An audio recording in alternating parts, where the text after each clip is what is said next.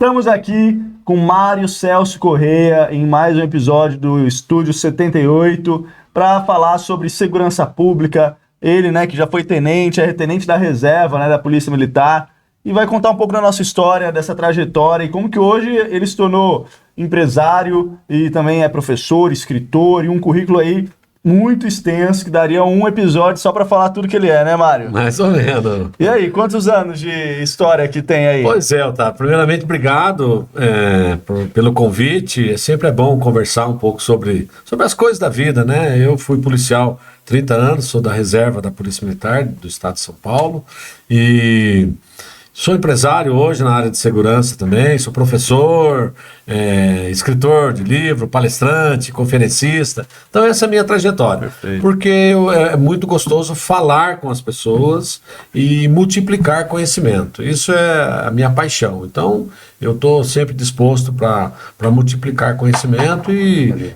toda aquela experiência que a gente angariou, colecionou durante o período de caserna, a gente tem condições de falar alguma coisa para vocês aqui, para o seu público, tá? Estou muito grato pelo convite. Eu que agradeço, para nós é um prazer imenso receber você aqui.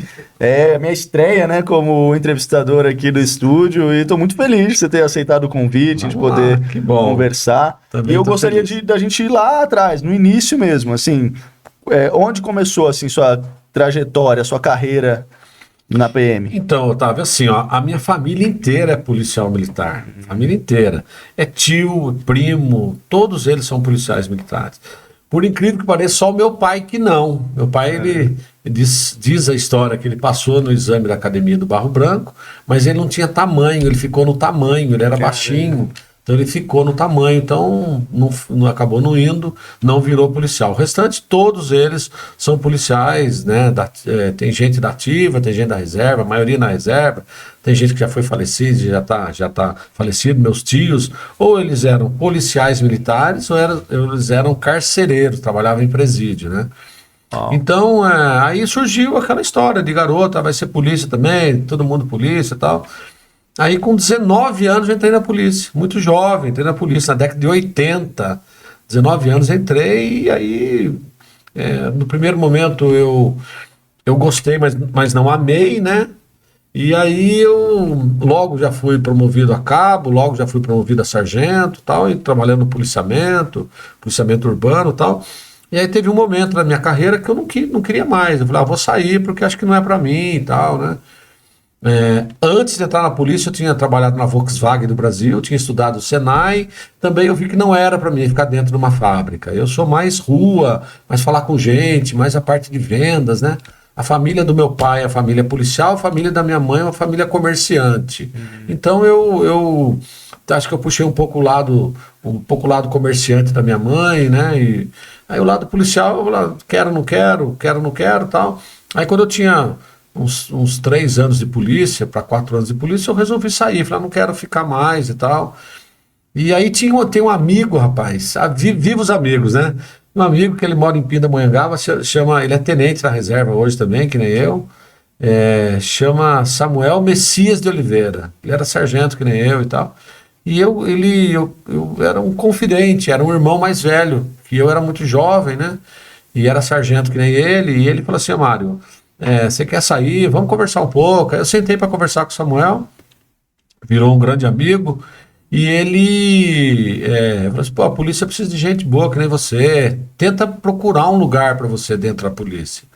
Vai para o policiamento ambiental, talvez você se adapte ali, vai para o policiamento rodoviário, a polícia é uma família grande, né? Vai para o bombeiro e tal, e eu não consegui me encaixar nesses lugares, aí acabei ficando no policiamento, e resolvi fazer da minha profissão um sacerdócio. De que nível? Entrando de serviço com o objetivo de servir a comunidade. Essa é a minha meta. Eu vou entrar de serviço, não sei se volto vivo para casa, mas no meu período que eu tiver, eu vou servir a comunidade.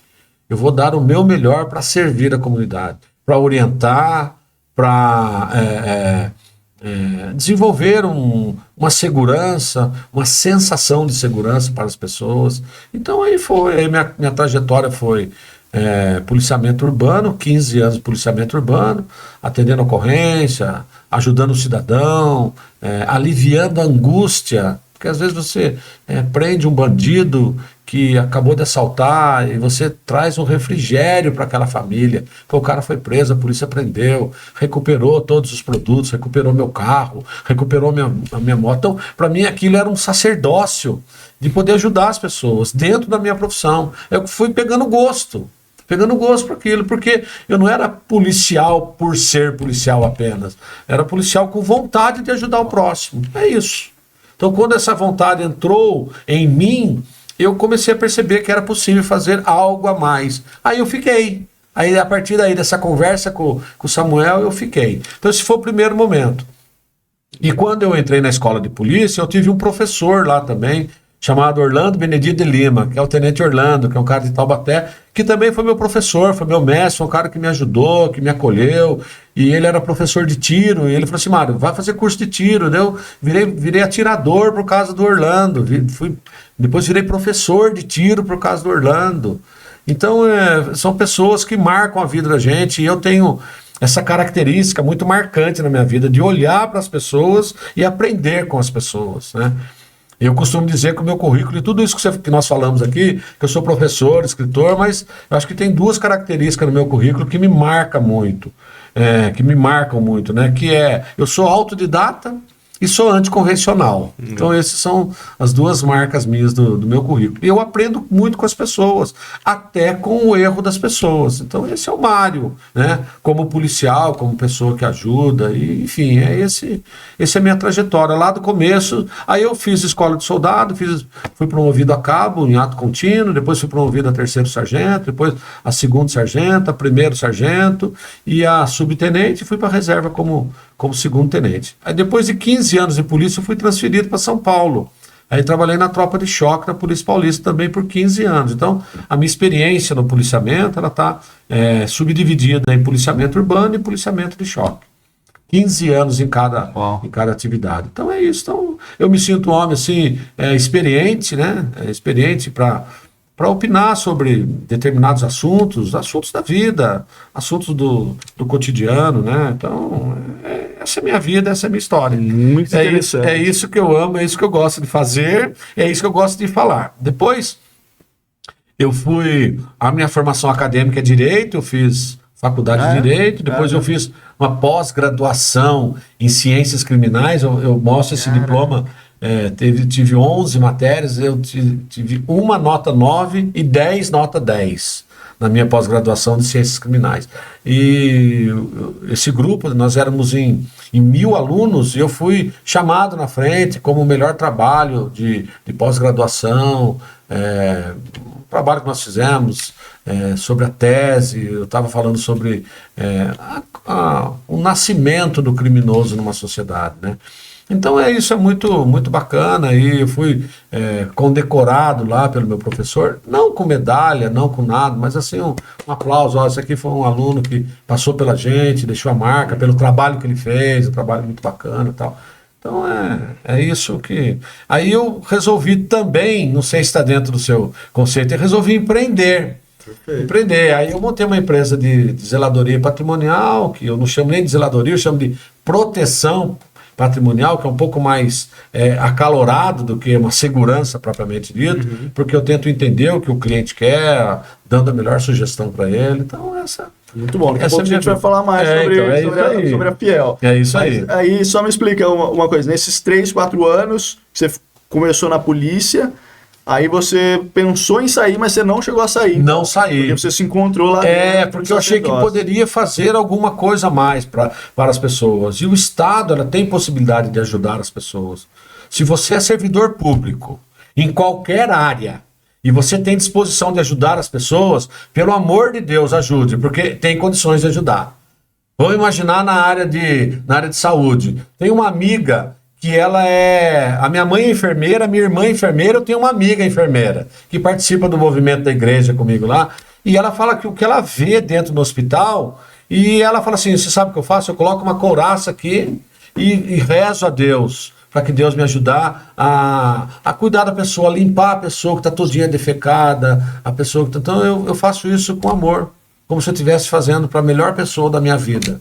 Então, se você é servidor público e você tem essa disposição, ajude as pessoas, faz bem ajudar as pessoas. E sua religião vem de berço também? A família do meu pai é uma família evangélica, né? A família do meu pai. A família da minha mãe é família católica. Então a gente sempre viu meu pai orando, ajoelhado, orando, né? Minha mãe sempre rezando também. Então eu acho que vale muito a pena a gente ter o espírito de ajudar as pessoas. Ajudar o próximo faz bem. Então isso eu trouxe para dentro da minha profissão. Então eu vou entrar de serviço hoje e vou ajudar alguém. Vou ajudar alguém. Então eu passo a ver uma pessoa com uma mulher, um senhor trocando o pneu do carro. Eu passo com a viatura, eu não consigo ir em frente, eu paro, falo, deixa eu troco o pneu pro senhor aqui. Um dia eu peguei um cego, ele estava no ônibus fardado. E o cego, no ônibus, aí ele falou pro motorista, eu vou parar em tal lugar. Aí eu falei assim, motorista, segura um pouquinho que eu vou ajudar o cego. É uma coisa muito simples, Otávio, né? Eu queria que você entendesse essa simplicidade. Mas a hora que eu levei o cego, atravessei a rua com ele, eu falei para ele assim, boa tarde, meu nome é Mário, eu sou sargento da Polícia Militar, eu tô fardado aqui, o senhor não está me enxergando, mas eu faço questão de falar que eu sou policial. Eu fui dar aula na faculdade, Otávio, eu falava para os meus alunos, eu ia fardado na faculdade, só para você ter uma ideia. Tanto quanto aluno quanto professor. Eu colocava o jaleco por cima, mas por baixo estava a minha farda, porque eu vinha de São Paulo, não dava tempo. E o maior orgulho meu era de falar que era policial para os meus alunos, porque qual o problema? Não tem problema nenhum, é só ajudar. Se você ajudar, não tem problema. Mas você tinha uma intenção aí também de quebrar com, às vezes, algum tipo de preconceito que as pessoas têm? Tem, né, Otávio? Porque, assim, a polícia ela tem uma estrutura de pão com manteiga, né? Você está comendo pão com manteiga, cai o seu pão. Que lado que cai?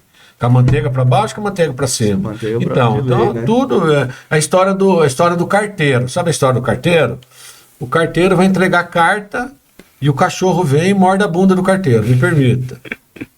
Essa ocorrência não tem interesse para nada e para ninguém. Mas o dia que o carteiro entrar e o carteiro falar pro cachorro assim, hoje é meu dia, cachorro, e o carteiro morder a bunda do cachorro, aí todo mundo quer noticiar. Então as coisas boas que a polícia faz, ninguém quer noticiar. Mas as coisas ruins, sai lá, a polícia matou, a polícia bateu, então fica uma coisa ruim. Então o meu propósito é de fazer as coisas boas para as pessoas, mesmo que sejam minúsculas, mas fazendo e marcando como eu sou policial que gosto de ajudar as pessoas, ponto final. Gosto de estudar, gosto de saber o porquê, gosto de entender, oriento o policial que está trabalhando comigo para que ele possa atender a ocorrência da melhor maneira possível.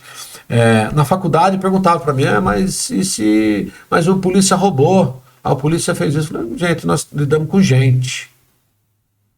Não tem gente que é religioso, é pedófilo, gente que é médico e é problemático, e estupra a mulher tem em todo lugar tem. Agora, como que o senhor garante? Eu falei, a única coisa que eu garanto é que se eu atender a ocorrência com você, você vai ter a melhor ocorrência atendida, você, a sua família e quem estiver envolvido na ocorrência. Eu vou rechear o meu atendimento de qualidade. Esse é o meu propósito de trabalho. Então eu recheio com qualidade. Então todo mundo que estiver envolvido na ocorrência vai ser tratado com dignidade, com respeito, com humanidade, ponto final. Entendeu? É isso, Otávio.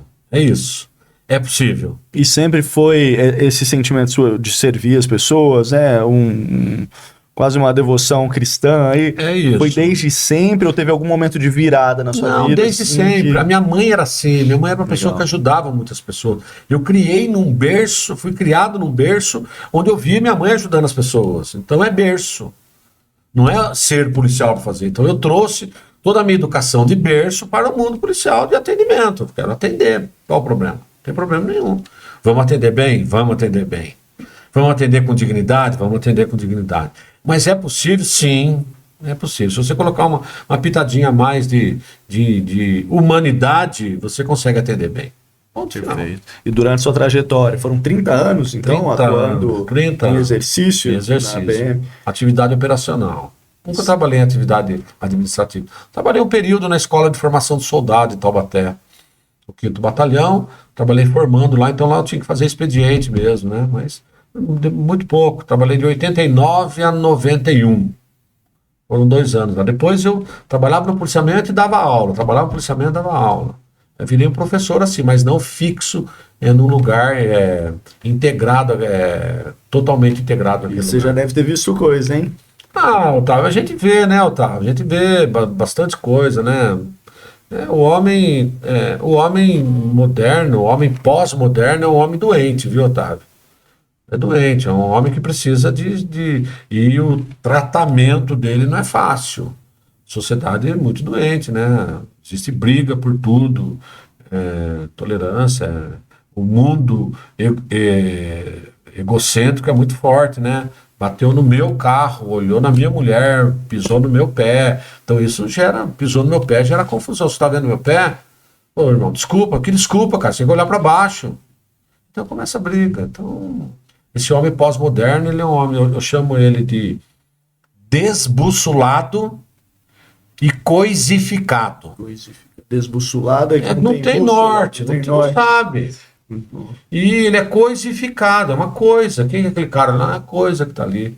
Então, se você tem esse espírito, tem jeito. Fica difícil, entendeu? Aí você não consegue trabalhar bem, você não consegue atender bem. Então, a minha mãe não era assim. Minha mãe era ajudadora, ajudava as pessoas. Então, eu venho desse berço. Eu venho de um berço de ajuda. Então, eu não posso passar pelo mundo policial sem ter o espírito de ajudar as pessoas. É isso. Nada mais do que isso. Nesse período, teve algum momento mais marcante, alguma história que te marcou, assim, que você poderia compartilhar? Sempre tem história, né, Otávio? Recuperamos um carro um dia, uma pessoa que tinha roubado o carro dela, e aí a polícia cercou, um carro vermelho e tal, cerca, prende, recupera o carro. A pessoa veio, ajoelhou no meu pé, pediu, agradeceu, muito obrigado. Então, cara, marca a gente, entendeu? Marca a gente porque ela era o carro que ela tinha, o carro não tinha seguro, veja a angústia. Então ela ajoelha e fala, pelo amor de Deus, muito obrigado, o senhor ter nos ajudado. Então, sabe, é esse tipo de coisa que a gente acaba atendendo, ajudando, né? Puxa, que bom que o senhor chegou. Parece que a polícia chegou, parece uma agulha furando uma bola de bexiga. Que bom. Você resgata aquela sensação de segurança. Sabe? Então, inúmeras ocorrência de entorpecente. Em Taubaté, uma certa feita, eu passei num bairro periférico lá e tinha uma casa lá que tinha uma suspeita de tráfico de entorpecente. E aí nós passamos e meu motorista é um cara muito audacioso, acho que o cara ali e tal, e não deu outra. Fizemos uma parada de viatura, descida a viatura, esperei, o cara entrou, ele, a mulher dele e uma criança de colo, e entraram num táxi, que eles tinham chamado táxi. E aí estava enrolado, e eles tinham aquelas bombinhas de São João, sabe, Otávio? Então eles paravam com o táxi, jogavam a bombinha de São João, dava um estralo lá, e aí a pessoa vinha comprar a droga dele, e a droga estava enrolada na toalha da criança, no cobertor da criança. Então ele desenrolava, pegava e vendia a droga ali. Era assim. Então, você vê, envolve uma criança inocente, né? Que não tem nada, depois fizeram uma diligência, na época foi uma apreensão grande lá, se não me falha a memória, 58 quilos de entorpecentes na época e tal. Foi uma das maiores apreensões aqui na época. Então, são coisas assim que a gente vai vivenciando, né? E fala, pô, o cara pega a esposa, uma criança de colo, recém-nascido, coloca entorpecente dentro da roupa da criança e sai para a rua vender. Então, não tem compromisso com a família. E a bombinha é para chamar atenção. Para chamar atenção, para falar, tô aqui. Entendi. A bombinha era para chamar atenção. Era assim que era o desenho do passado. Hoje não, hoje as coisas se modernizaram, inclusive o crime, né? O crime está cada dia Agora mais é o moderno. Zap. É isso. Hoje tem disco e droga, disco. Mas ainda tem os fogos, né? Esses fogos que a gente ouve aí, o pessoal fala geralmente que é isso, né? Às vezes é um pouco lenda também. Hoje é mais comunicação, né? Entendi. Hoje não precisa de fogos para se comunicar. Hoje a rede social se comunica. Essa pessoa tá só comemorando alguma coisa mesmo. É outro nível, é outra pegada. Entendi. E você pegou 3 décadas aí, né? De policiamento. 3 décadas. Para você tá essa questão em relação ao sentimento das pessoas com a polícia, tá melhor hoje ou tá pior? Então, Otávio, é uma pergunta muito delicada de fazer, né? Eu assisti uma palestra que ela foi proferida em 1983 por um agente da KGB, que é o Serviço de Inteligência da Rússia. E esse cara, ele era oficial do exército russo. E ele morava nos Estados Unidos, era agente do KGB. Ele falou, e essa palestra me marcou muito, que é sobre a destruição de um país. Como que você consegue destruir um país? Ideologicamente falando. Então, essa destruição de país, no conceito desse agente, e que eu assisti a palestra por inúmeras vezes, ele dizia que uma das ferramentas de destruição é destruir o organismo de segurança pública. Então, como é que é a confiança no organismo de segurança pública hoje? Está dentro de um conceito ideológico de destruição do país. E aí, como é que a gente faz? Então, eu acreditei nessa palestra, eu acreditei nessa informação. Então, tudo que o Brasil está vivenciando hoje, ele passa por essa via de destruição dos órgãos de segurança, a lei favorecendo sempre o bandido, mais o bandido do que em nome da humanidade, de minimalismo penal, né? Eu não posso... o crime é hediondo, mas a pena não é hedionda. A pena não pode ser hedionda. Então, em nome dessa pena não ser hedionda, o que acontece? Acontece uma flexibilização muito grande, né? Então, e aí o crime fomenta, vai embora. E a polícia fica para trás, andando para trás, enxugando gelo. Então, é uma situação que precisa rever, né? Então, os países sérios, todos os organismos sociais, eles passam pela via da polícia, num processo de organização. Então, é uma força do Estado muito forte, que ajuda a organizar o Estado, né? A colocar o Estado no eixo, mas eles não querem. Então, o mundo político não quer. A impressão que dá é que é muito mais bagunçado, é muito mais fácil de governar, porque ninguém controla nada. Então, é um processo ideológico. Eu até é ruim de falar, mas é o sentimento que eu tenho. Então, parece que tudo é mentira que o Estado conta pra gente e tudo parece um jogo de faz de conta. Então, agora, como eu sou um policial do passado, vivenciando hoje algumas coisas da minha vida, no quesito segurança, né, proteção, eu falo que, poxa, onde nós vamos parar com isso? Então tem que ter um ponto de equilíbrio, né? Senão não. Minimalismo penal, minimalismo. A pena não é hedionda, mas o cara esquartejou o outro, não, mas ele tem que ter as benesses da lei. Então, é desigual. Não tem igualdade na ação com o resultado. A ação é uma coisa sangrenta e o resultado é uma coisa leve. Então, a pessoa que dá que no processo punitivo ele é frágil e essa fragilidade fomenta o crime, entendeu? Eu lamento. Vou falar, e se vocês quiserem cortar, vocês podem cortar. Eu lamento do meu período como policial não ter feito policiamento no Congresso Nacional. Porque no Congresso Nacional a impressão que dá que a maioria são suspeita de envolvimento com crime. Se não crime sangrento, crime tributário, crime do colarinho branco, crime da divisa de dinheiro, da divisa de... É isso. Do desvio de conduta, recebimento de dinheiro público. Então eu não pude policiar lá.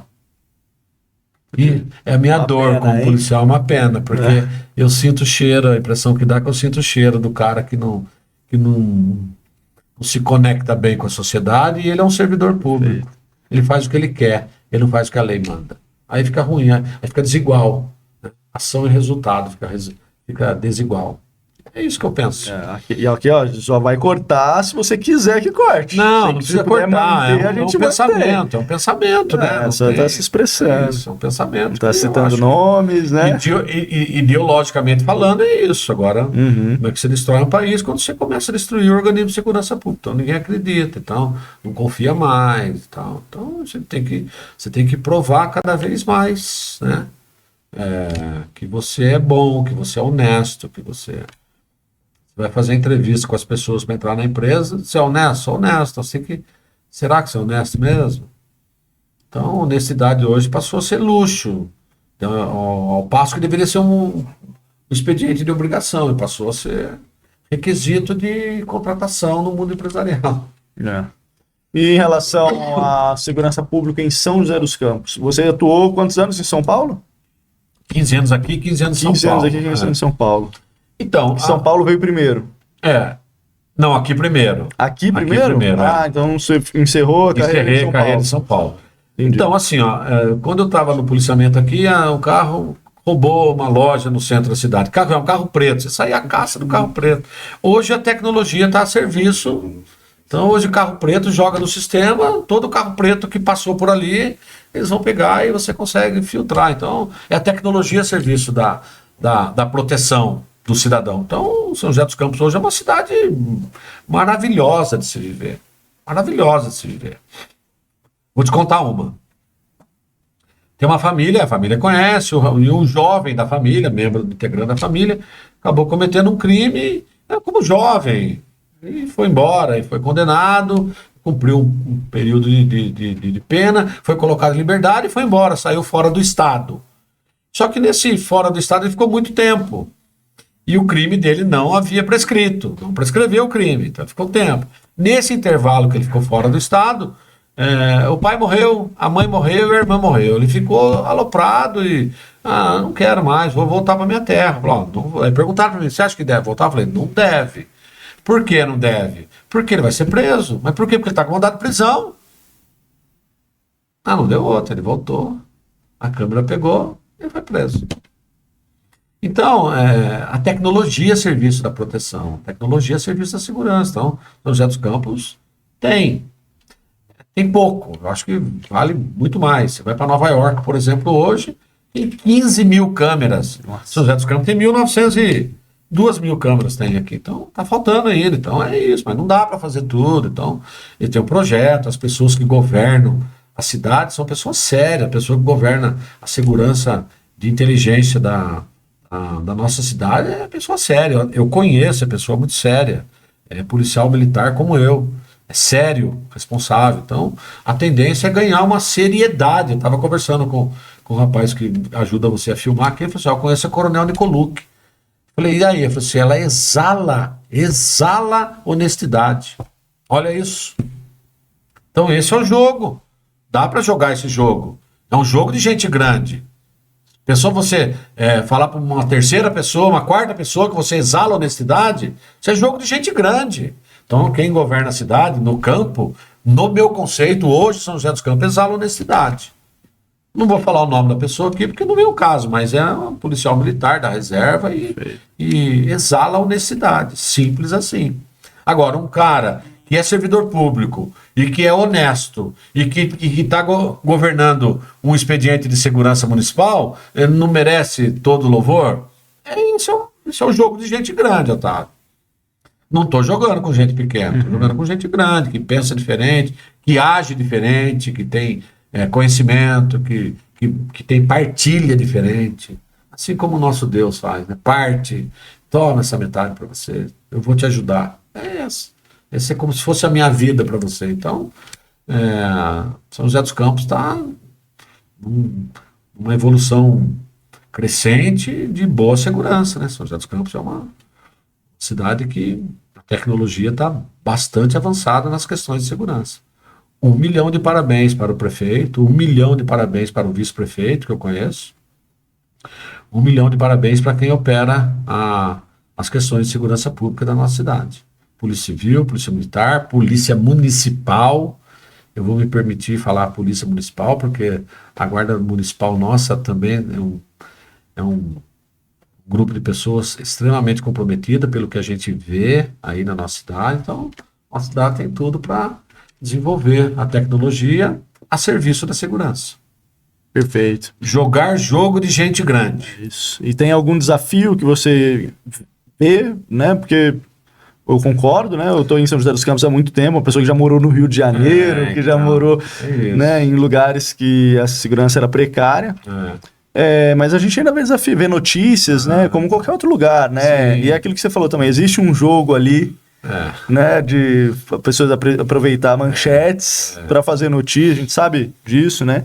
Mas você, como especialista no setor, quais são os desafios que você vê hoje que São José enfrenta? O desafio está na legislação. Lei fraca, cidade fraca, estado fraco, país fraco. Esse é o jogo. A lei tem que ser dura lex sed lex. A lei é dura, mas é lei. Então, o formato hoje é o endurecimento da lei. Porque senão o bandido fala, eu posso tudo. E ninguém me segura, eu posso tudo, porque eu vou pra cadeia e amanhã eu tô livre. Então esse sentimento de impunidade é muito grande. Então agora, os policiais têm vontade, têm conhecimento, mas esbarra na lei.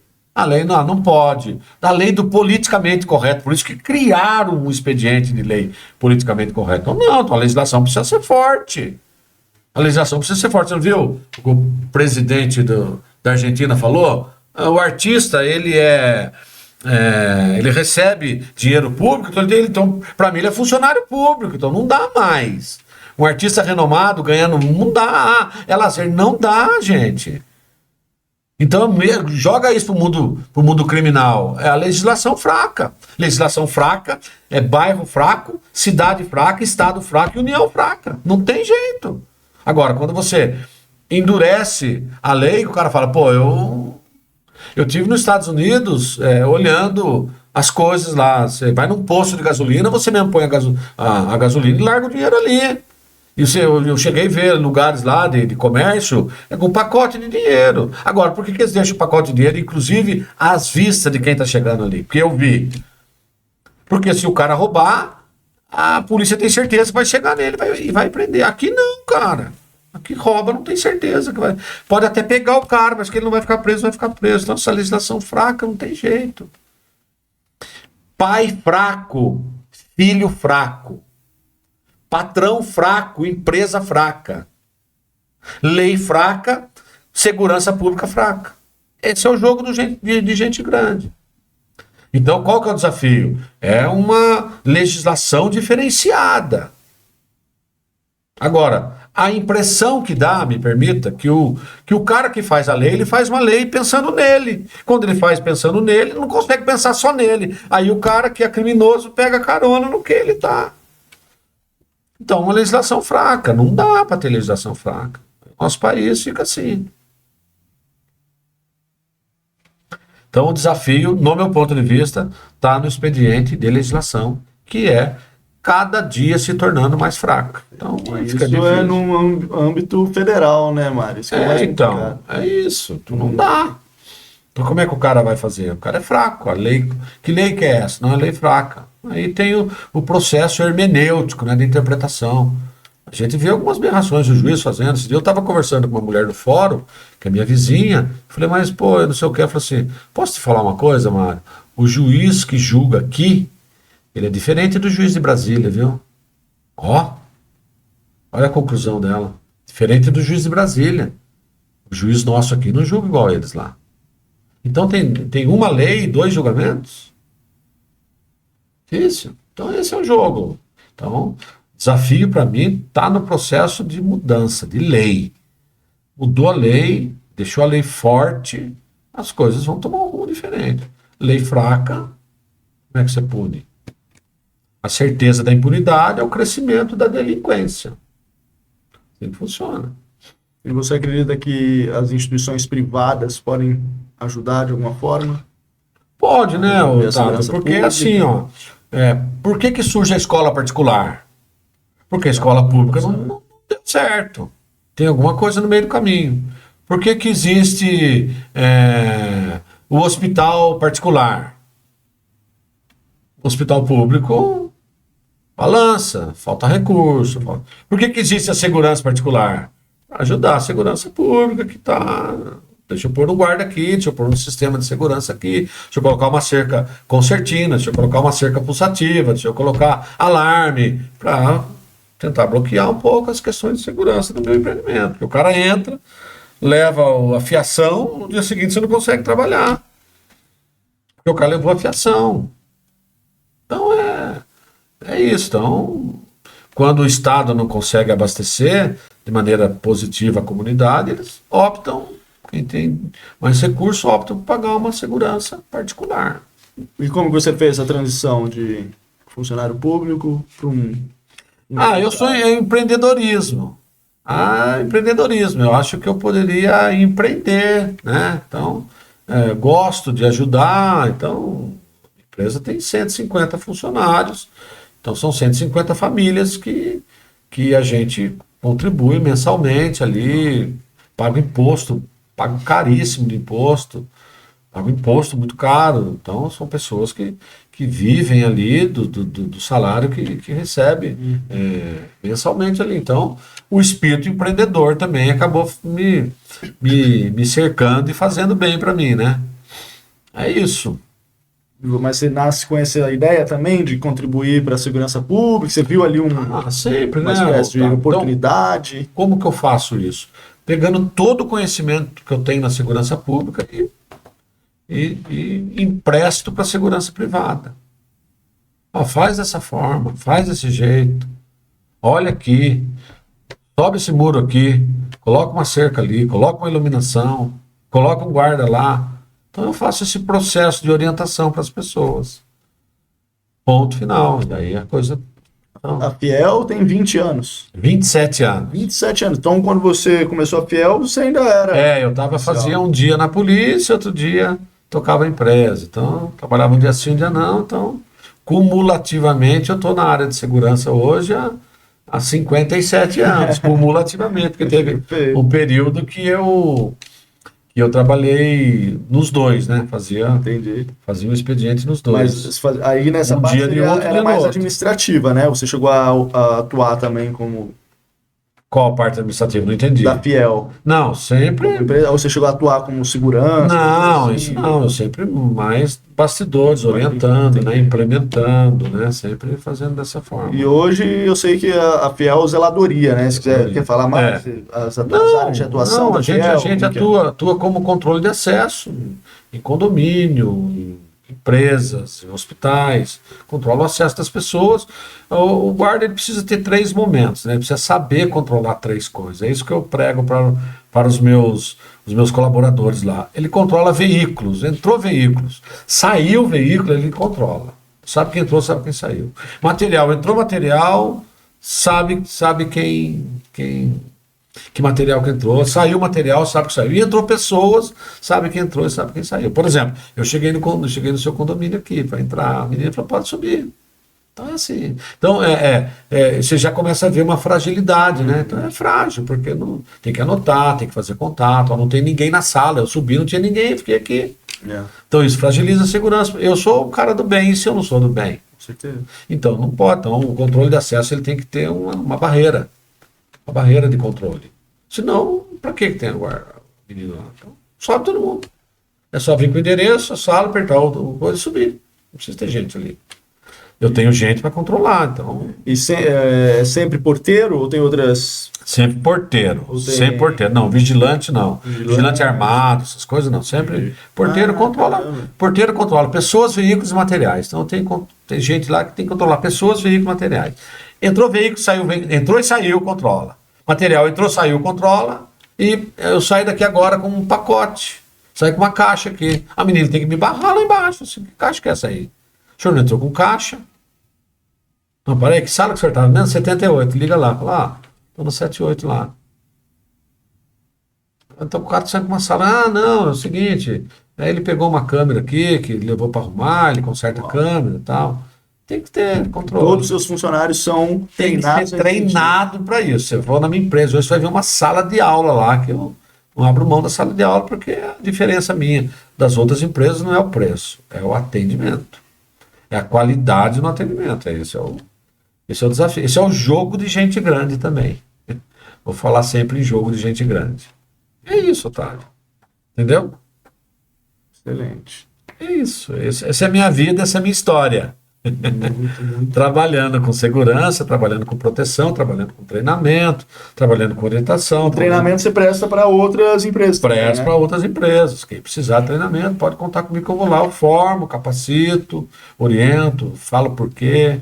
Mas se acontecer isso, conta as histórias, estudo de caso, para ensinar o guarda a neutralizar as ações criminais dentro do condomínio, dentro do hospital, dentro de uma fábrica. É assim que a gente trabalha. Tem uma frase sua que muita gente já decorou, é 90% dos roubos são feitos pela porta da frente. Pela porta da frente. O ladrão, ele passa por morador. Ele põe a mão no portão do condomínio e o guarda abre para ele. Então o guarda tem que estar treinado a não abrir. Se o guarda estiver treinado a não abrir, o ladrão não vai entrar. Então você tem que bater isso na tecla o tempo todo, né? Então 90% acontece pela porta da frente mesmo. Se passando por morador. O maior disfarce do bandido é passar por morador. E aí o porteiro tem que saber disso. Então tem que ouvir isso o tempo todo. Aqui, eu repito, eu cheguei, entrei. Quando você vai, tá lá, aperta o 7º andar e vai embora. Apertei o 7º andar e vai embora. Tem controle, então precisa ter controle, né? Então, É um perigo a mais. então, porque uma hora acontece. E aí? A hora que acontece, fica todo mundo com um cara de ué. O cara entrou, Mas como que ele entrou? Mas ninguém notou, Fica todo mundo com um cara de procurando o responsável. Quem que pisou na bola? Quem que vai pagar essa conta? É que nem idoso. O idoso chega na família, tá idoso. E aí o discurso é: quem que vai cuidar? Essa é a primeira pergunta. Segunda pergunta, qual é? Quem que vai pagar a conta? Assim que funciona. Quem que vai cuidar, quem que vai pagar a conta. Na segurança é a mesma coisa. Quem que autorizou o cara a entrar? O cara furtou, mas por que você não marcou? Qual o nome do cara? Não sei, mas por que você não marcou? Aí começa. Buscar o rabo do foguete, né? E aí fica patinando nisso, mas o problema já foi. Né? Então, porque não tem procedimento. Já vou oferecer lá o treinamento. Não, é isso. Então não adianta. É um prédio comercial, passa bastante gente aqui, mas tem que ter um filtro lá. Se não tiver um filtro, não adianta ter segurança. É um desafio, né? Com certeza. O desafio está justamente aí. Mas me conta um pouco desse comecinho da Fiel. Como é que foi isso? Então, foi assim, vontade também de ajudar, de fazer, de ver que o que existia era muito precário. Pô, não dá para colocar um cara treinado, não dá para colocar o cara na sala de aula, não dá para orientar o cara, não dá para... Então, desejo por isso do nome Fiel, de ter uma relação com o cliente, com a comunidade, de fidelidade, de honestidade, de transparência, de verdade. Alguns ingredientes intangíveis, mas que fazem a diferença no mundo dos negócios. Então, vamos colocar fiel, mas por que fiel? Porque eu quero ser fiel a você que está me contratando. Mas fidelidade, ela não consiste em grandes coisas. Fidelidade é que nem tropeçar em montanha. Ninguém tropeça em montanha. O Otávio sai daqui e vai lá para Campos do Jordão para tropeçar na Serra da Mantiqueira. Não vai. Você tropeça no preguinho que está ali. Então, a segurança precisa entender os detalhes. Os detalhes consistem nas pequenas coisas. Quem é fiel no pouco, é fiel no muito. Então, a minha empresa saiu com esse de ser fiel no pouco, nos detalhes. Faz isso, faz dessa forma. Então, assim a gente vai construindo a nossa história, né? Nossa história empresarial. E nós estamos há 27 anos no mercado fazendo isso. A minha empresa não tem grande luxo, nós temos um arroz com feijão bem feito. Você já comeu alguma vez na sua vida só arroz e feijão? E que tinha um sabor que você nunca mais esquece? Então é isso. É um arroz com feijão bem feito, bem temperadinho. Dá até água na boca, né, de falar, né? É isso, então não precisa... Eu não almocei hoje, então você falando de... Não tem esse negócio de bife, não sei o quê, de ovo, não sei o quê, não precisa nada disso, é um arrozinho com feijão bem feito. Então, arroz com feijão bem feito, as pessoas conseguem entender o seu propósito, a sua fidelidade, a sua honestidade, né? E pelo menos o brasileiro, a hora que falta um arroz e feijão, faz uma falta, né? Pode isso. até comer um bife ali, alguma coisa. Isso, mas faz uma Putz, falta. cadê o arroz e feijão? Cadê né? o arroz com feijão? É isso, tá? Esse é o jogo, entendeu? Isso começou pequenininho lá, um funcionário, então. dois, Pô, quatro. comecei fazendo foi. eventos, né? Fazia alguns eventos, Caramba. depois fechei o contrato com um, aí eu tinha rede de relacionamento. Um indicou, outro indicou, Legal. outro indicou. Ah, o Mário, um cara legal, tal, um cara honesto. Eu sempre tive essa marca de honestidade, né? Então, isso favorece os negócios, né? Tem cara que ele nunca olhou para você e vem bater na sua porta fazer negócio com você. Você olha para ele e fala: esse cara não vai dar certo o negócio, ele não é honesto. Mas quem falou para você? Não sei, sentiu. Parece que a voz divina fala com a gente, né? Não dá para fazer, então é isso. Então, as pessoas percebem que o Mário, assim como a minha esposa, a Rose, ela também exala honestidade nas relações, transparência, verdade. Então, são os ingredientes da nossa empresa que se chama Fiel. É isso. Perfeito. E por falar em rede de relacionamentos, você tem um novo empreendimento que está aí, né? Então, Conquistando São pois José. Pois é, Otávio. A gente vai vivendo network, né? A gente sabe que um indica o outro e é gostoso fazer negócio com gente que você conhece. E gente que você gosta. Tem um médico amigo meu aí agora que ele é síndico de um condomínio que vai sentido Urbanova ali. E ele esses dias me ligou, pediu um favor: Mário, estou enroscado, aconteceu um negócio aqui, você pode me ajudar? Eu ajudei, falei: eu quero colocar você aqui no condomínio. Então ele gosta. Aí ele mandou um áudio para mim esses dias, eu posso até colocar o áudio aqui. Você, Mário, eu quero você. Quero você trabalhando aqui porque você é um cara de confiança. Então, e aí, como é que eu faço? Falo, não vou? Agora, tem uma empresa lá, que é a empresa que está prestando serviço para ele é meu amigo. E agora, como é que eu vou fazer? Então, existe chance dele encerrar lá justamente por causa desse network. Então, network é isso, ajudar as pessoas. E quando você ajuda uma pessoa, tá? Essa pessoa que foi ajudada, ela nunca mais esquece. Nunca mais esquece de você ter ajudado essa pessoa. Então, eu vou te contar uma. Teve meu pai tinha uma Belina Ford. E eu não tinha carro, e eu emprestei o carro do meu pai para vir trabalhar em São José, que depois eu ia ter uma atividade aqui, alguma coisa assim, e eu ia ficar um pouco mais tarde aqui, para depois ir embora, que eu morava em Taubaté na época. E aí, o filho de um policial militar faleceu. E eu estava de serviço no dia. E eles precisavam correr para lá, a família, eles não tinham carro. Então eu peguei o carro do meu pai e emprestei para ele.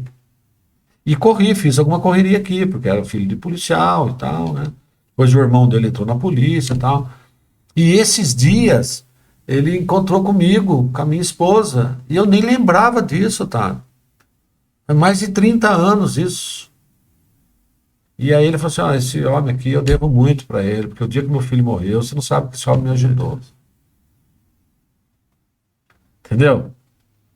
Eu tenho um amigo, Otávio, que ele foi sargento do Exército, sargento temporário do Exército. E depois ele é um cara muito articulado, foi morar para os Estados Unidos. Faz mais de 30 anos que ele mora nos Estados Unidos. Ele era sargento do Exército, eu era cabo da Polícia Militar, na década de 80. E nós resolvemos, dentro do espírito empreendedor, nós resolvemos montar uma borracharia lá em Taubaté.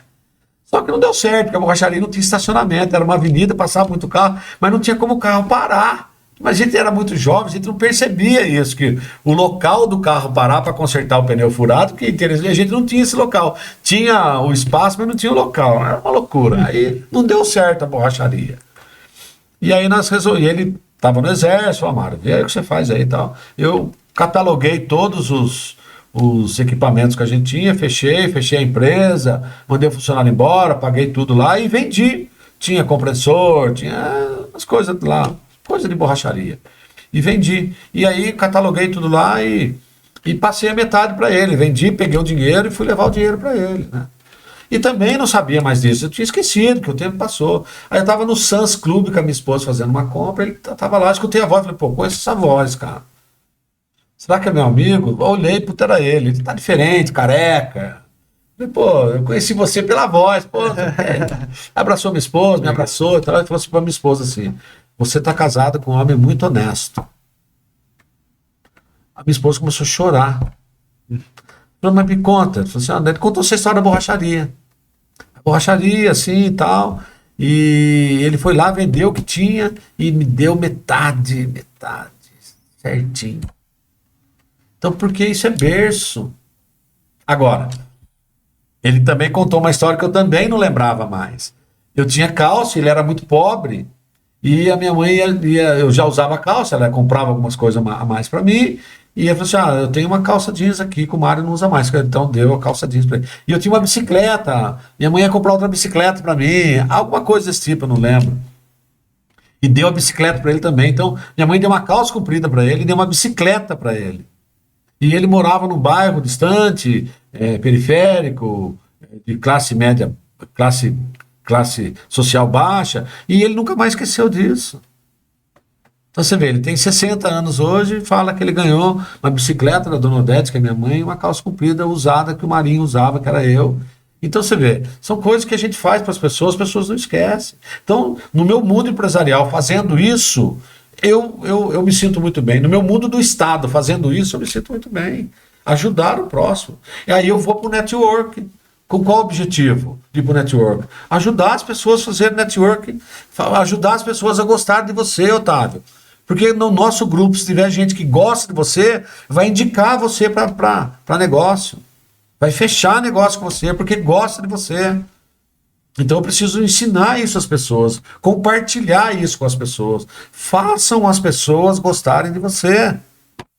Ajude as pessoas. Partilhe. Doe. Nós tivemos um membro do grupo que teve AVC esse final de semana. Eu fui lá na casa dele, fui levar um presente para ele. É o meu gesto respeitador de acolher um integrante do grupo. Eu não fui para me aparecer. Não é, eu só gravei para mostrar que ele está bem, mas não era para falar de mim ali, era para falar dele. Então, quando a gente tem esse espírito, as coisas convergem para ajudar a gente também, entendeu? Quando você doa, você recebe. É divino isso. Dá para você ver como você vai. Eu sempre falo no grupo, então eu me sinto um cara experiente, hoje um pouco mais experiente do que todo mundo do grupo, em nível de network, então montei um grupo chamado Amigos que Valem Ouro. Esse é a amizade de ouro mesmo, né? Quem encontrou um amigo, como diz a palavra de Deus, quem encontrou um amigo, encontrou um tesouro. Perfeito, é isso aí. Então é esse tesouro que eu quero que as pessoas entendam lá, que o jovem entenda, que o meu filho está lá também, como empresário agora, aprender, multiplicar a informação, ajudar as pessoas a crescerem, a se desenvolver, a ter uma independência, né? Apesar de que eu acho que o nosso governo odeia dinheiro privado, ele ama dinheiro público, porque daí fica todo mundo na barba dele. E eu amo dinheiro privado, porque você desenvolve uma energia diferente. Então, eu preciso ajudar você a ganhar dinheiro. Empreendendo no seu negócio, dentro do seu talento, preciso ajudar. Você tem que tomar cuidado que o governo não gosta de dinheiro público. Entendeu? Se eu puder matar o cara que está fazendo dinheiro público, dinheiro privado, eu tiro ele do jogo, porque eu quero que todo mundo dependa de mim. Então, é uma relação ruim, né? Mas é estranho, né? Porque daí vai tirar o dinheiro de onde Então, também? Não, o Estado faz o que ele quer, daí você acaba idolatrando o rei, né? Põe o dinheiro, O dinheiro onde é meu. ele quer, e você vai gastar nele de novo, então, e vai ficar ali, vai ficar... então. O dinheiro não sai. Ele não aprova muito empreendedorismo, né? Então, não dá, então. Eu sou empreendedor, eu amo empreendedorismo, acho que as pessoas se desenvolvem buscando empreendedorismo, risco, né? Risco. E o Amigos que Valem Ouro hoje, ele tá indo pro terceiro grupo aqui em São José, né? Terceiro grupo à noite, tá indo pro quarto grupo, que vai começar na sexta-feira. Uau, em São lá José? No restaurante de Paolo. Sexta-feira, tô dando notícia de primeira mão para você. Que legal. A gente começa dia 8 de agosto já, um grupo, 7 horas da manhã, no restaurante de Paolo, falando de negócio, ajudando as pessoas a fazer negócio. Só ajudando. E tem em outras cidades também, né? Não, outra cidade a gente tava querendo ir para Taubaté, mas não tem braço ainda para Taubaté. Tá. Chegou, mas fez algumas reuniões só. Fiz lá, algumas né? reuniões lá, fiz alguns contatos, tá. Jogamos a semente. Perfeito. E algumas coisas também em Jacareí, que a gente tem uma ideia ali, Caçapava, tem algumas ideias, né? É preciso de gente, de braço, gente comprometida, sem vender fumaça um pro outro, entendeu? honestidade, tá? Então, pra gente achar a gente assim no mercado, a gente vai caminhando junto ali, entendeu? Essa é a nossa proposta. E o Amigos Valem Ouro, ele tem alguns diferenciais, né? Tem, Otávio, tem, porque assim, ó, é um network que a gente faz, né? E tem o que tem de diferente dos demais grupos de network? É o comissionamento. Eu ajudo você e ganho um pouquinho. Qual o problema disso? Você me ajuda, eu ganho um pouquinho. Então, nesse pouquinho, a gente já está pagando uma comissão entre os membros lá, todo mundo ganha. E aí ainda a gente consegue ajudar uma instituição de caridade ali com o nosso comissionamento. Então, é isso, fazendo negócio e dando um processo de comissionamento para todo mundo que participa daquele negócio. Eu acho justo, acho honesto, não tem problema nenhum. Dizem as más línguas que nós somos pirâmide, nós não somos pirâmide. Não, eu faço Grupo Amigos que Valem Ouro não é pirâmide. As pessoas falam, porque é o concorrente, né? Tá perdendo e tal. E as pessoas vão lá, a gente tenta criar um ambiente mais leve possível, né? Algumas regras, mas um ambiente leve, um ambiente empresarial leve.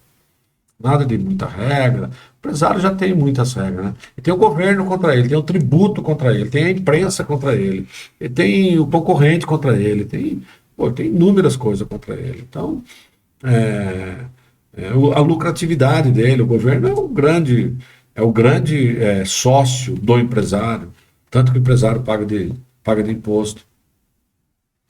Então, a ideia é fazer a pessoa se desenvolver, se desenvolva ali como empresário para você crescer, não continuar trabalhando para o outro. Então, vai desenvolver, ali você desenvolve a sua energia, desenvolve o seu talento, desenvolve o seu conhecimento, né? Então, a gente tem lá um momento de capacitação, a diferença está aí, a gente estuda um pouco ali. Cada semana vai um empresário lá e fala assim, ó, eu faço isso, apresenta a empresa dele, mostra pra gente como é que é, e tem lá um coordenador de capacitação que semanalmente leva uma bicadinha de conhecimento. Gente, ó, faz disso daqui pra você ver como é que é. Cada um emprestando o seu talento, emprestando o seu conhecimento pro grupo. Isso. Perfeito. Eu faço parte do grupo também, né? E assim, bom, as coisas mais legais que eu acho ali, primeiro que me chamou a atenção é a questão de ser mensal, né? Eu acho que isso já diminui bastante a questão do risco para o empresário, né? Sim. Porque outros que eu conheci ali, pô, você pagava 5 mil para entrar já de cara e sem saber se aquilo ia te gerar retorno ou não. Então, nisso, assim, já gera uma barreira muito grande para alguns empresários, né? E lá não. E ainda me trouxe bastante resultado, muito mais do que essas mensalidades estão trazendo. E eu acho muito interessante também a sua preocupação em ensinar para as pessoas a fazerem network. É isso. Porque tem muita gente que chega, e eu imagino que em outros lugares também, putz, não era bem o que eu pensava, como é que eu faço agora, o que eu vou fazer? E o que eu mais ouço, pessoas que evoluíram e cresceram lá, isso que é legal, né? Isso que é legal.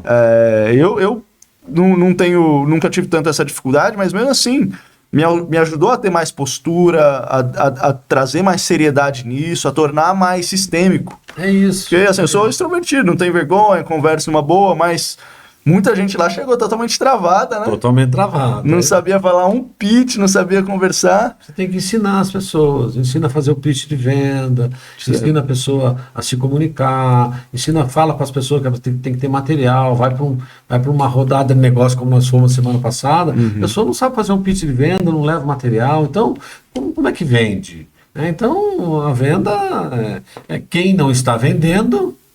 Qual que é o teu lema mesmo? Você lembra? Está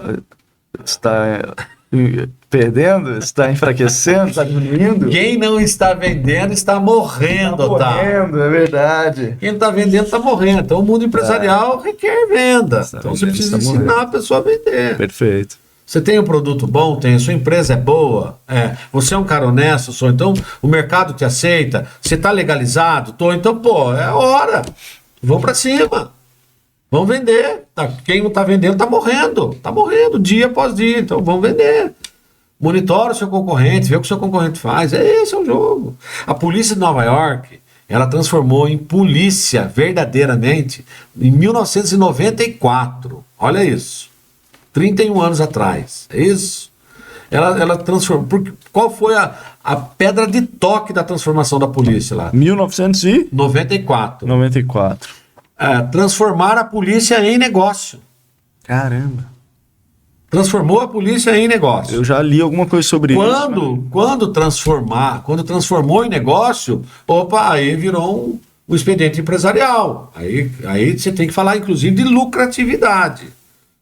Qual que é o lucro que vai gerar nessa história aí? Então, a pegada é justamente essa. O que significa isso, transformar a polícia em negócio?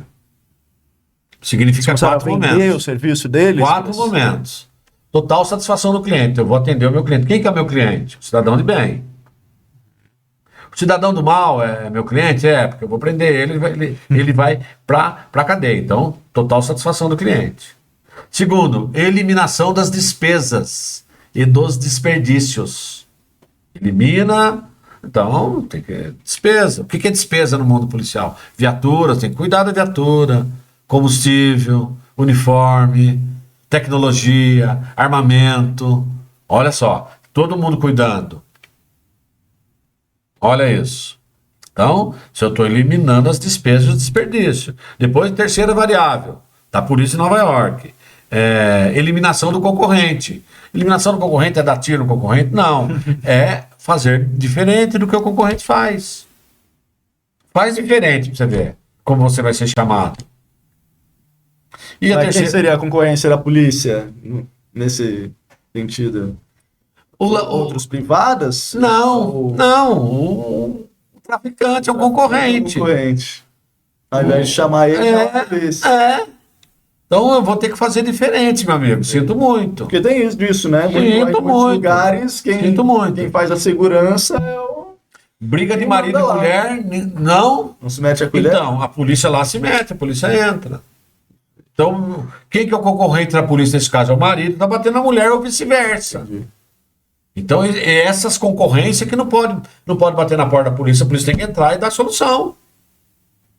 Então, total satisfação do cliente, eliminação das despesas de desperdício, eliminação do concorrente e lucratividade.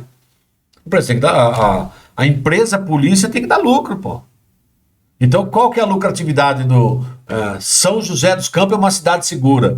Sabe qual o estímulo que vai gerar no empresário? Eu vou montar minha empresa lá. Perfeito. Gerou lucro para todo mundo. Gerou emprego. Não teve um japonês aqui, um chinês, um coreano? Montou uma loja aqui? Chupa-chupa. O chinês, é o busca-busca, chupa-chupa.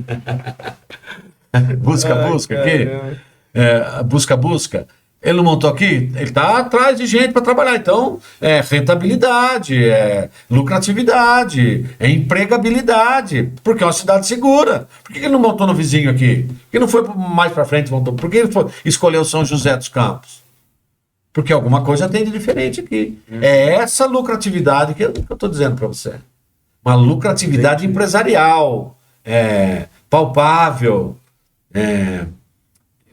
feito com gestão, com inteligência, com comprometimento. Então é isso que é a polícia, quando ela proporciona essa segurança, ela traz investimento. Todo mundo quer investir aqui. E aí, como é que fica? Aí o município cresce. Esse é o jogo. Esse é o jogo de gente grande. Indo um pouquinho mais a fundo aí nesse assunto, o próprio prefeito lá de Sorocaba, né? Com as propagandas dele, vem morar em Sorocaba e tudo, a cidade está explodindo. Tem um jovem aqui, um jovem prefeito de Caçapava. Ele está fazendo um movimento na rede social. Então ele é um cara jovem que está fazendo pensamento diferenciado. Por quê? Porque a cidade precisa. Porque olha só Caçapava como é que ficou. Fica com aquela estigma errada, que é quintal de São José ou quintal de Taubaté. Não, Caçapava é uma cidade pujante. Tem grandes empresas ali, grandes pessoas lá. É isso que precisa desenvolver esse sentimento de pertencimento na cidade. Isso cresce o negócio, cresce a rentabilidade, cresce a lucratividade, a empregabilidade. É isso. Então a polícia fez isso, exatamente isso. Fez esse movimento. Esse movimento falou assim... Opa. E aqui em São José, você acredita que seria possível aplicar esse modelo? Com certeza. Já existe esse modelo? Já está sendo aplicado? Quero crer que sim, né? Modelo empresarial de segurança pública. Então, né? Quem não dá lucro não tem direito de dar prejuízo. Então, quem está dando prejuízo para a cidade? Quem está pichando, quem está... Eu fui no Lions Club lá em Santa Isabel, na fachada do lado tem uma placa falando assim, pichador. Toda vez que você picha, a gente vai limpar. Mas você traz um prejuízo pra gente, porque é um dinheiro que a gente pode estar ajudando as pessoas. Não sei se o pichador tem consciência de ler um negócio aqui e falar, por causa disso aqui, eu não sei se tem. Então, às vezes, você precisa ter uma regra de pegar o cara e punir o cara, para o cara dizer, opa, alto lá. É um processo educacional também, um processo de punição. Né? Tem gente que fala que não, mas eu acredito sim. A punição ela serve para você educar. Perfeito. Você já colocou seu filho de castigo? Nunca? Já coloquei você de castigo? Olha a situação do menino. Não. Que é isso, rapaz? Você tá fazendo? Verdade, eu tenho que... Já colocou de castigo? Já tirou? Com certeza. Então, é isso. Agora, você fez. Própria Bíblia, né? Você deixa de amar? Não, você está Nunca, fazendo por quê? jamais. Para você educar. Justamente porque ama, né? Então, a punição... Às vezes eu vejo o filho dos outros fazendo bagunça e tudo, eu dou risada pra caramba, mas meu filho, rapaz, a hora que eu vejo ele pisando fora da linha, Então, é isso. o bicho pega. É isso. Por quê? Porque a ideia é justamente essa, fazer que a pessoa sinta-se educada, por isso que por isso que a Bíblia fala, dá uma varadinha, educa o seu filho agora. Para que não você. caia no caminho da morte até, O né? curioso é assim, né? Na escola não pode ter ensinamento religioso, mas no presídio é obrigado. A lei de execução penal é obrigado você ter. Sério? Então eu tenho que deixar o cara de preso para dar ensinamento religioso. Sério pra ele. mesmo? Pô. A lei de execução penal, então o cara tem que ir lá. Lá tem que ter ensinamento, tem momento para ensinamento religioso. Você sabe que resolve, né? Então, complicado, né? Então, Coisa não pode fazer aqui. sem sentido. Aqui não pode, mas lá tem que fazer. Depois está atrás das grades, que Depois cometeu crime. espera o cara perder anos ali da vida dele, né? Sim, por isso que está de ponta cabeça, né? Muito complicado. Tem uma música de um poeta aí, que eu não curto muito ele, mas eu curto a letra do poeta, que ele fala que o mundo está aos avessos, está de ponta cabeça, e ninguém me falou... Não, Nando Reis que ele canta isso? É verdade, Nando Reis. Ele não canta isso? Eu sei como você está falando. Oh, É se isso. você está fazendo. É isso, exatamente. Pede pro editor colocar a música. Exatamente Pedir na isso. edição a gente coloca. Editor. Quer ver? O mundo está ao contrário e ninguém reparou. O mundo está ao contrário, ninguém reparou. Exatamente O que isso. você está fazendo? Canta com a Cássia Eller, com a Cássia Eller, então. O mundo está ao contrário e ninguém reparou. Olha o que o poeta diz. Profundidade, né? Está ao contrário e ninguém reparou. É isso. São Francisco de Assis dizia assim, né? Ele dizia assim, que o amor não é amado, né? Ó. Não é amado. Sua profundidade. Esse exercício é forte. Negócio muito aquela oração do Então. onde houver luz, como que é? Onde houver trevas, que eu leve a luz, que onde houver... Então, ele fala, gente, o amor não é amado. Então a gente precisa aprender a amar. Simples assim. No trabalho. Sabe o que eu acho interessante? Ah. Que, se eu não me engano, nessa oração ele fala, e onde houver medo, que eu leve o amor. Leve amor. Então é isso. Olha aqui, É isso. que interessante como Esse é o amor esse é- contrapondo ao medo. Esse é o jogo de gente grande. Então a gente precisa aprender, né? Porque o mundo tá. Essa parte aí também é interessante do Nando Reis. Como é que é mesmo? Canta aí, você que é. Qual? Do mundo está ao contrário? É. O mundo está ao contrário e ninguém reparou. É isso, tá? O mundo está ao contrário, ninguém reparou. E pra gente finalizar aqui, que você... vamos... Né, eu sei que você falou que a lei é o maior problema, né? Mas Maior que esse é o desafio, maior né? desafio aí para que a gente tem para enfrentar, né? Ter uma lei mais firme ali, que realmente funcione. Mas em termos de segurança pública, assim, o que você mudaria além da lei, assim? Teria alguma coisa, alguma... Você acha que mais tecnologia resolve? Tecnologia, treinamento, né? São ingredientes das forças de segurança, né? Porque se quiser pegar, pega. Se quiser monitorar onde o cara está com o celular, consegue monitorar. Se quiser achar, tem tecnologia hoje para você, aqui agora. Tecnologia tira uma radiografia do meu pulmão, do seu pulmão aqui agora. Então, se quiser, pega. Agora, por que não pega? Qual que é o interesse político de não pegar? Não é isso, então a gente Perfeito. precisa entender. Parece que não combina um ministro da Justiça em um carro com 3 pessoas no interior de uma favela conversar com uma pessoa. Acho que não combina isso. Eu converso com a comunidade. Eu sei, mas tem coisa que não combina. Perfeito. Não tem um comercial da Honda Bis? Honda Bis, contudo, ela combina, só não combina com posto de gasolina. Lembra disso? Não. Não, essa aí eu não lembro, não. Honda Bis, que era econômico, combina com tudo, só não combina com posto de gasolina. Então, tem hora que a Honda Bis não combina com o posto de gasolina, né? Então, a gente precisa pensar de maneira diferente, né? De maneira de educação, né? As pessoas precisam ter educação. Então, qual que é o desafio da empresa hoje? A empresa a grande dor hoje social, porque eu recebo da minha empresa, talvez os empresários não, talvez eu seja o único, né? Recebo a pessoa mal formada, familiarmente falando, mal educada, familiarmente falando. Então ele vem mal educado da família e vem mal formado da escola. Aí vem trabalhar comigo. Eu faço o quê? Aí eu tenho que ensinar?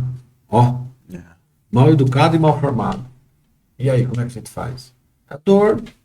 Então, se tiver uma base boa, né? O judeu, ele quer entender o porquê, ele quer entender a essência da coisa. Então, para finalizar assim, ó, a menor parábola da Bíblia fala assim, que o reino do céu, olha, Otávio, o reino dos céus é semelhante, aquela semelhança lá de façamos o homem a nossa imagem e semelhança. É essa mesma semelhança. É semelhante a uma mulher que pegou 3 medidas de farinha e colocou uma medida de fermento e mexeu até ficar tudo levedado. O reino dos céus é como se fosse, é semelhante a uma mulher que pegou 3 medidas de farinha e colocou uma medida de fermento e mexeu até ficar tudo levedado. Agora pergunto, será que o meu Deus, o seu Deus, o nosso Deus, está falando de mulher ali nessa história? Ele está falando de farinha? Ele está falando de mexer? Ele está falando de fermento? Ele não está falando de mulher. Ele não está falando de farinha. Ele não está falando de fermento. Ele está falando de atitude. Está falando de comportamento. Está falando de verdade. Está falando de relacionamento. Falando de honestidade. Ele não está falando de farinha. Ele não está falando de mulher. Ele está falando de mexer. Então, a gente precisa perceber. Então, o judeu da idade do seu menino, ele começa a perceber essas coisas. Ele é motivado a perceber essa essência. Nós aqui no sul-americano, não. Nós aqui no Brasil, não. Nós não somos motivados a perceber nada de ninguém. Vai no vendaval. Eu leio uma história dessa, eu penso que está falando, tem uma mulher lá perto de casa que ela faz pão, deve ser dele que ele está falando. Não está falando dela. Caráter. Caráter. É outra história. Excelente, Mário. Mário, é isso, querido. Não sei se eu te ajudei, com certeza me ajudou muito. Vai ter pergunta hoje? E a gente sempre fala que, não sei se você sabe, mas nascem 300 pessoas a cada segundo no mundo. E desde então que eu tive, né, contato com essa informação, eu criei um movimento chamado Pelas Vidas que Ainda Vão Nascer, que é pensando nessas vidas que estão chegando, né? Então eu acredito que cada pessoa tem sua forma de contribuir com esse mundo. Né? Eu vou ter a minha, eu não vou saber falar de segurança pública tão bem quanto você, né? Esses assuntos, mas todas as pessoas têm, o Gael tem, o Fábio tem, e aí gostaria que você deixasse uma frase para essas vidas, né? Que ainda vão nascer, porque o podcast vai ficar aqui, né? O vídeo vai ficar aqui. Que você deixasse uma mensagem para elas, para a gente poder construir um mundo melhor. Pois é, eu não. Você me pegou, você devia ter ensaiado comigo, né? Mas o legal Então, assim, ó, tem uma frase que ela me chama muito a atenção para a área humana. E ela diz assim: de tudo o que você tem ouvido, o fim é: tema a Deus e guarde os seus mandamentos, porque este é o dever de todo homem. Repito, de tudo que você tem ouvido, o fim é: tema a Deus e guarde os seus mandamentos. Respirei. Porque esse é o dever de todo homem. Não é o direito de todo homem, é o dever de todo homem. Está em Eclesiastes. E mais uma coisinha, só para incrementar. Salomão, que foi um homem sábio, ele escreveu o livro de Eclesiastes, falou que tudo é vaidade. Vaidade, sabe o que é, Otávio? É o vão vazio da vida. É o vazio da vida que é vaidade. Não tem nada ali. Isso é vaidade. Então Salomão falou pra gente, tudo é vaidade. Ele começa o livro de Eclesiastes falando, tudo é vaidade, e termina tudo é vaidade. Então, essa vaidade. Então é isso que eu gostaria de deixar. Tema Deus, guarde os seus mandamentos, que esse é o dever de todo homem. Uau, perfeito. Muito obrigado, Mário.